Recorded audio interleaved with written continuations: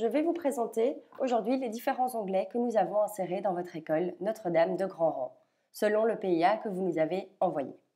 Ici, je suis dans votre école, dans Questy, et vous avez ici l'accès au groupe avec chaque titulaire par rapport à chaque classe.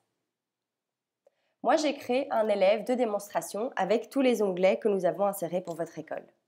Je vais aller chez Nadège Zuboff et nous allons d'abord aller dans les données de l'élève. Les données de l'élève, ce sont les données administratives de l'enfant. Vous allez ici retrouver les informations par rapport au nom, le prénom, la date de naissance, le sexe, le matricule, etc. Mais vous pouvez ajouter toutes les informations selon vos besoins dans les données de l'élève. Ici en dessous, vous allez voir que vous avez les utilisateurs qui ont droit au dossier de cet enfant. Ça peut être les enseignants de l'école, mais aussi les personnes externes à la classe, comme par exemple les PMS, les neuropédiatres, etc., etc. Et c'est à la direction de donner les droits aux utilisateurs. Ensuite, maintenant, je vais aller dans le fichier personnel de l'élève avec tous les onglets que nous avons insérés suivant vos besoins. Dans chaque onglet, vous allez pouvoir ajouter un nouveau plan d'intervention, mais aussi télécharger un nouveau document, que ce soit un Word, un PDF, ou écrire un nouveau sujet, comme ici. Ici, je suis dans le premier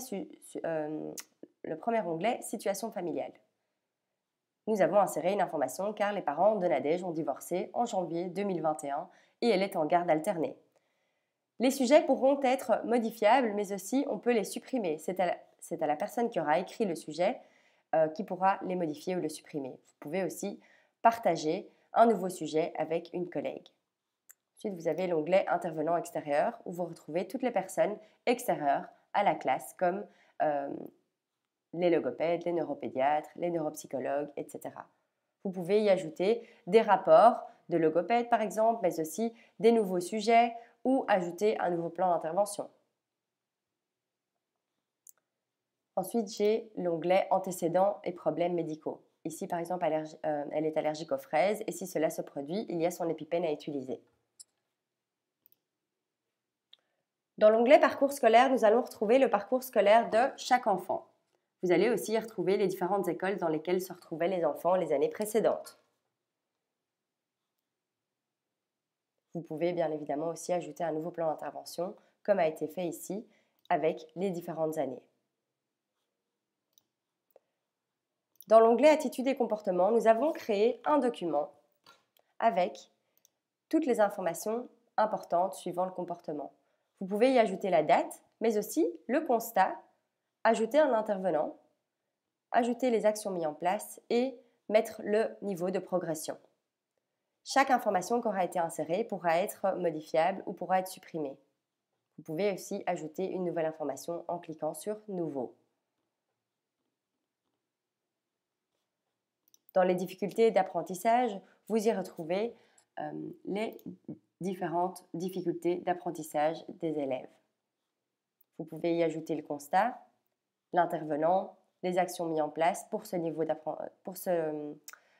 difficultés, mais aussi la progression. Dans plan d'intervention, vous allez retrouver toutes les informations qui ont été insérées dans les documents, justement. Vous avez l'onglet « Rendez-vous parents-enseignants », l'onglet « Suivi des aides », le suivi des aides que vous allez aussi retrouver ici en haut à droite de l'écran avec les petites couleurs. Si par exemple l'élève a des petites mesures d'aide, s'il a des besoins spécifiques ou s'il est en intégration. Vous avez aussi l'onglet « Conseil de classe » et l'onglet « Confidentiel ». L'onglet « Confidentiel » ne sera que visible par la direction et non par les enseignants. Vous voyez ici, à côté de chaque onglet, il y a des petits numéros. Les petits numéros, ce seront toutes les informations qui auront été ajoutées dans chaque onglet. Par exemple, dans Situation familiale, il y a une information qui a été ajoutée. Dans Intervenant extérieur, il y en a 4 informations qui ont été ajoutées, etc., etc.